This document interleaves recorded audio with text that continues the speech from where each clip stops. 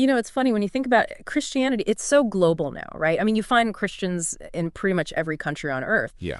But that whole idea of Christianity as this global force, it's actually a pretty recent thing historically. Right. Like back in 1949, Kenneth Scott Latourette, he pointed out how striking this whole global extension of Christianity was becoming. Mm-hmm.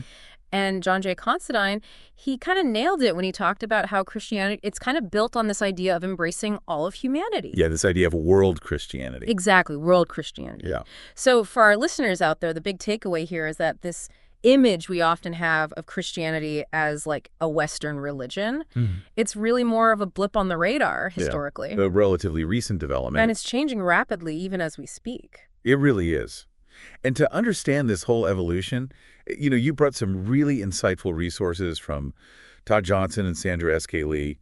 They're at the Center for the Study of Global Christianity. Right. And their work, things like the World Christian Encyclopedia and the World Christian Database, they give us this incredible data-driven way to unpack this monumental shift that's happening. Oh, absolutely. They're really at the forefront of tracking these global trends. Yeah, they are. Giving us this really deep understanding of what's actually happening on the ground. Absolutely. So for our deep dive today, our mission is pretty clear. We want to trace this whole transformation of Christianity from, what many of us still picture as this Western thing into this truly global movement. Yeah. And maybe even more importantly, try to figure out what this huge shift means for the future of the faith. Absolutely. Okay, so let's start at the very beginning. Where does this incredible journey actually begin? Well, it's key to remember that Christianity, it didn't start in the West at all. Right. I mean, its origins, they go back to Jerusalem. Yeah. Which geographically and culturally, it's firmly in what we call the global South today. And from there, the early spread of Christianity, it was surprisingly diverse. Really? Yeah, it went east along the Silk Road, reaching Persia, India, even making inroads into China pretty early on. Wow. At the same time, it was moving south through Egypt into the Horn of Africa, and then west across North Africa. So its initial footprint, it wasn't just European at all. That really challenges, that assumption many of us have about Christianity and Europe being linked from the start. Yeah, it does. So what happened? What caused this really dramatic shift northward? But that's a really important part of the story. Yeah. Over the next few centuries, Christianity, it really gained a strong foothold in the Northern Hemisphere, especially in Europe. Right. And at the same time, its presence in Asia and Africa, it started to decline pretty significantly. I see. And the rise and expansion of Islam in those regions, it played a huge role in this geographical rebalancing. By the year 1500, it's amazing to think about this, but something like 92% of all Christians lived in Europe. Wow, 92%. Yeah, the center of Christianity had definitely moved north. It had. And for our listeners thinking about this, I mean, that concentration in Europe, it really shaped how the West came to view and understand Christianity itself. Absolutely. So we've got this huge shift to Europe, but then, as we know, the pendulum swings back. So what started that reversal? Well, things started changing again with the era of European exploration. Okay. And their engagement with the rest of the world, which was often very complex. Right. But this period, it marked the beginning of Christianity moving back towards the Southern Hemisphere. Interesting. Then around 1900, things really started to accelerate. Good. You had these missionary movements. Right. And importantly, this organic growth of indigenous evangelism. Where local people were taking ownership of their faith and spreading it in their own way. Exactly. It was really culturally relevant. And global Christianity started this very pronounced southward trajectory. And the church in the global south just exploded in the 20th century. Yeah, it did. I mean, the growth was just incredible. Right. It's almost hard to grasp. Especially in Africa. Yeah, absolutely. Absolutely. The numbers are amazing. Yeah, tell me about that. So in 1900, there were about 10 million Christians in Africa. Okay. By 2000, that number had jumped to around 360 million. Wow. That's incredible. It is. And all these new believers, I mean, Yeah. they brought so much vitality and diverse perspectives to Christianity. Right. Something the Western church is still grappling with. Yeah, very much so. But it wasn't just the southward movement, was it? North America also became a major center for a while? That's true. By 1970, North America had the largest Christian population in the world. Interesting. So another big transition in how things were distributed globally. Yeah, it was. But that period of Western dominance as the fastest growing area, It was actually pretty short-lived. Because then the momentum shifted to Asia, right? Exactly. After 1970, Asia emerged as the fastest-growing region for the church. Wow. So for the first time in over 13 centuries, Yeah, think about that. the center of growth in global Christianity started moving east again. And it's still happening today. So if we look at the whole picture, we see this incredible movement from Jerusalem in the south Right. up to Europe in the north, then a little westward to North America, and now this big eastward shift towards Asia. It's like this constant redefining of where the center of gravity is for this global movement. Exactly. And there's another really important point to consider in all of this. What's that? Sometime after 1980, Christians in the southern hemisphere, they actually outnumbered Christians in the northern hemisphere. For the first time since the 10th century. Right, the first time in over 1,000 years. Yeah. And all the signs point to this trend continuing. They do. The growth in the global south, Latin America, Africa, Asia, Oceania, it's not slowing down at all. And with that spread comes just incredible diversity. I mean, the sources really highlight how Christianity is being expressed in so many different languages and cultures now. Yeah, Johnson and Lee, they point out that Christianity has taken root in something like 9,000 of the roughly 13,000 different people groups around the world. Wow, 9,000. It's remarkable. I mean, that level of cultural adaptation and how it's been contextualized, it shows how the faith can resonate with people from so many different backgrounds. And that graph you mentioned, it really paints this powerful picture of the whole shift. It does. For our listeners, what it really emphasizes is that for the first 9 centuries or so, about that long, most Christians were in the global south. So this reversal in the 20th century and then the return to a southern majority, it makes it even more significant. And what's really interesting is how this whole historical migration ties into how Christianity is perceived globally. You know, over centuries, especially with the rise of European Christendom and its colonial activities.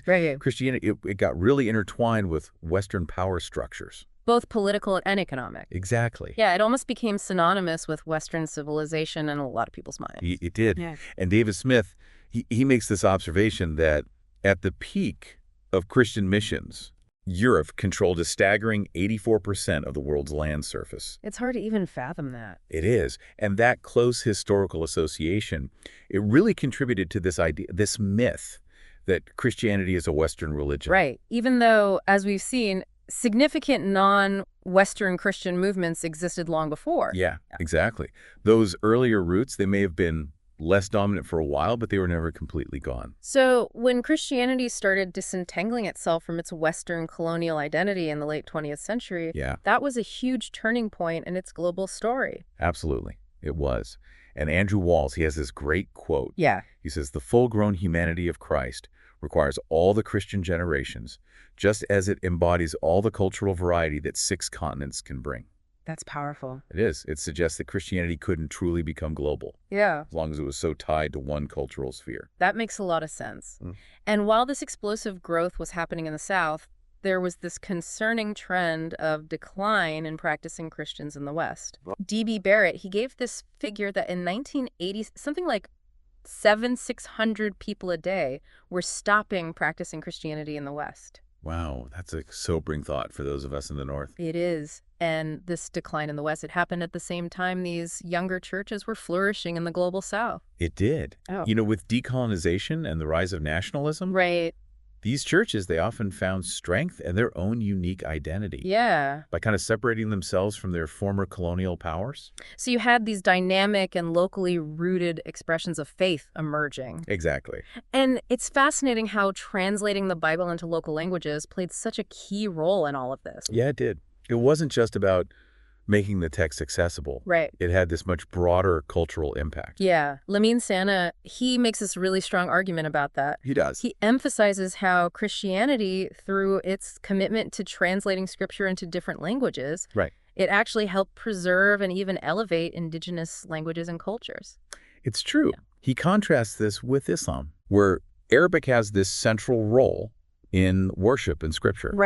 So this linguistic inclusivity in Christianity, it had a huge cultural significance in many parts of the world. And it seems like the Christian faith, it often gave people strength and a sense of community Yeah. during times of upheaval. Absolutely. Yeah. You know, when there was social, political, economic, or cultural disruption, churches, they often became these vital centers of community. Providing that sense of meaning and hope. Exactly, helping people navigate those challenges. And this resilience, it really contributed to the faith's growth in a lot of regions. It feels like the southward movement is really like a return to its roots as this non-Western religion. That's how Kwame Bediako put it. Right, as quoted by Philip Jenkins. Yeah. That's a really powerful way to understand this whole shift. It is. And this major transformation, this move south and east, right, it has some pretty profound implications for the future of Christianity. Okay, so what are we talking about here? What are some of the key areas where we can expect to see significant developments? Well, the sources outline 5 main areas. All right, let's dive into those. The first one is theology moves south. What does that actually mean? Well, it means there's going to be a fundamental shift in where theological innovation and interpretation is coming from. Interesting. Christians in the global south, they're going to play a much bigger role in interpreting the Bible. And even critiquing some of the theological perspectives that have dominated in the North for centuries. Right. They're going to be drawing on their own rich cultural contexts. Right. And also going back to the insights of the early church. Yeah. You know, when it was more geographically diverse and centered in the South. So we might see a shift in the types of theological questions being asked. Yeah. And the lenses through which they're examined. Absolutely. Kwame Bediako and Ha Young. Yeah. They specifically talk about the need for African and Asian churches to develop their own theological frameworks that are rooted in their own experiences. Exactly. They argue that for Christianity to really thrive in these diverse contexts, it needs to speak to the realities and worldviews of those cultures. Right. And David Smith, he adds that the North needs to be more humble and open to learning from these new sources of spiritual and theological vitality that are emerging from the South. It's a big shift in perspective. It is, especially for people in those dominant Western theological traditions. Yeah. And this has implications for theological education too, right? Absolutely. The sources point to the need for more theological training centers in the global South. Right. There's this growing demand for non-Western perspectives on biblical interpretation, which can enrich and sometimes even challenge Western scholarship. And seminaries and institutions in the North, they need to broaden their curricula to include non-Western church histories and theological voices. Exactly. It challenges this assumption that the West has a monopoly on resources. Right. Spiritual, theological, even material resources for the global church. Okay, so the second implication is Christianity will be speaking more languages. Yeah. And given the demographic shifts we've been talking about, that seems pretty logical. It does, but the impact is huge. Right. As Christianity keeps growing rapidly in non-Western countries. Right. Most of which don't speak English. Right. The main languages of Christian expression are changing in a big way. Yeah, like Spanish. Right. It overtook English as the primary language of church membership back in 1980. That's amazing. It is. And now languages like Chinese, Hindi, Swahili, and so many others, they're playing an increasingly vital role in communicating the Christian message. And we can't overstate the role of Bible translation in all of this. No, we can't. Lamine Sana's point that Christianity and translation go hand in hand. It's really profound. It's translating the Bible into indigenous languages. It's absolutely crucial for both spreading and making Christianity truly local. And Sana argues that this act of translation, it validates all languages and cultures. It does within a Christian framework. And beyond the religious significance of Bible translation, it often sparks literacy and educational development. Absolutely. In communities that never had written forms of their languages before. It's true. So it's not just about the South learning Western languages to access Christian resources. It goes both ways. Yeah, people in the North need to engage with those theological insights and perspectives coming from the South.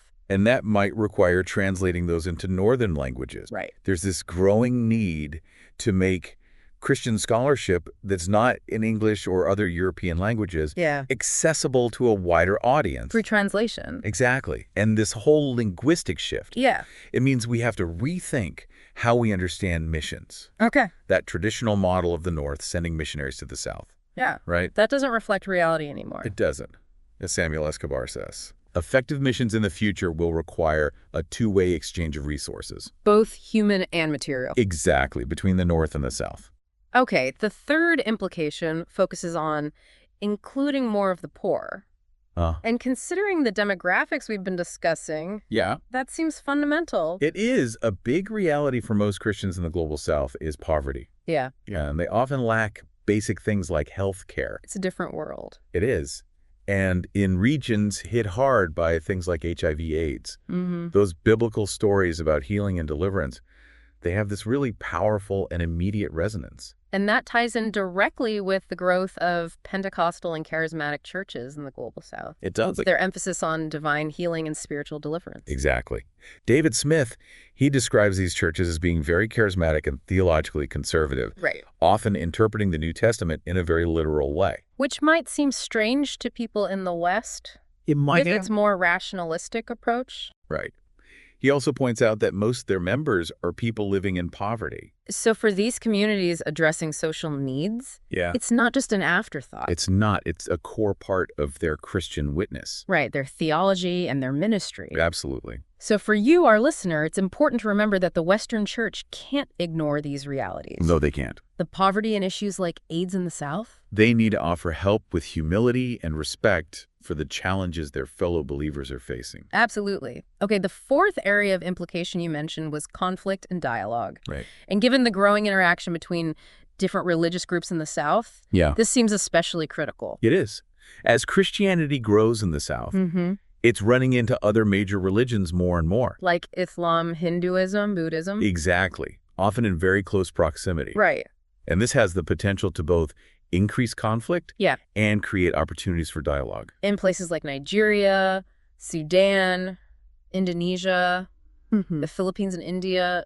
Yeah. And even in the North, we're seeing a growing presence of these other religions. Which adds another layer of complexity. It does. So there's this tension, right, Yeah, there is. between the possibility of more conflict and the hope for meaningful dialogue. And people like Simmons, they're more optimistic about the chances for constructive engagement. Right. But regardless of whether there's more conflict, Yeah. there's this huge opportunity for Christians all over the world Absolutely. to be hospitable Yes. and show genuine interest in understanding other faiths and cultures. Absolutely. Yeah. And it's important to remember Yeah. that while many Christians in the North have historically had religious freedom, Right. for a lot of Christians in the South, it's a reality of persecution and even martyrdom. Like in places like Nigeria, Sudan, India, China. Exactly. So this idea of Christian discipleship, Yeah. where you might have to suffer and remain faithful even in the face of that. That's becoming more and more central for the global church.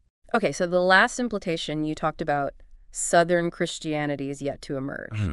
It's really forward-looking and intriguing. It is. This idea that there could be completely new forms of Christianity that we haven't even imagined yet, Right. it's fascinating. It is. The sources say there are still an estimated 4,000 cultures around the world Wow. that haven't been reached with the Christian message.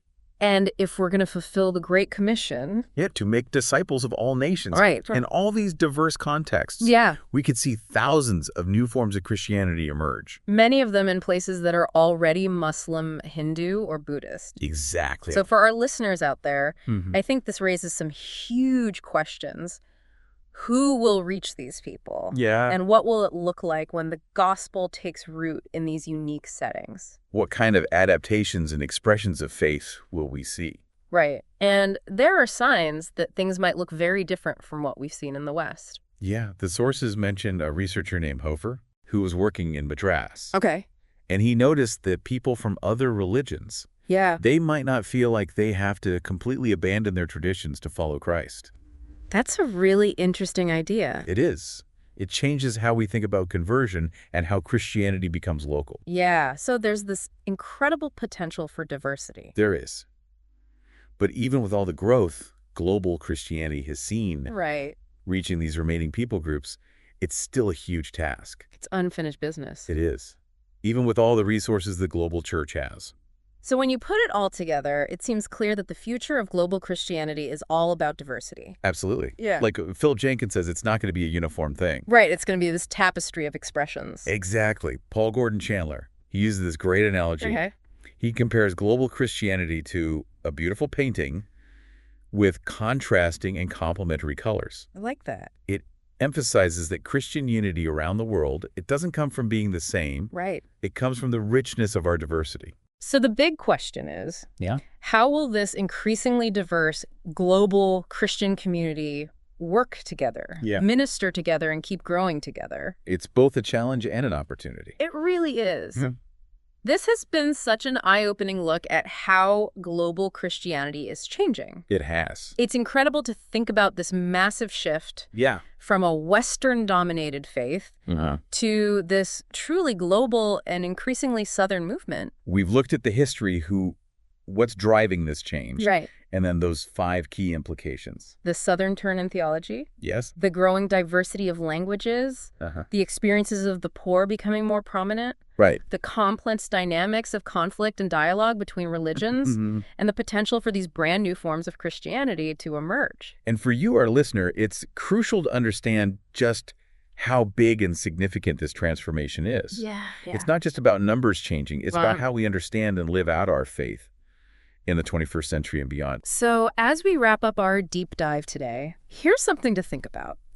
Given this incredible diversity in global Christianity, what do you think will be the biggest challenge and the greatest opportunity for its future? Good question. As it keeps expanding and becoming even more diverse. That's something for all of us to ponder. It is. Right. And it's something we'll keep exploring in future deep dives.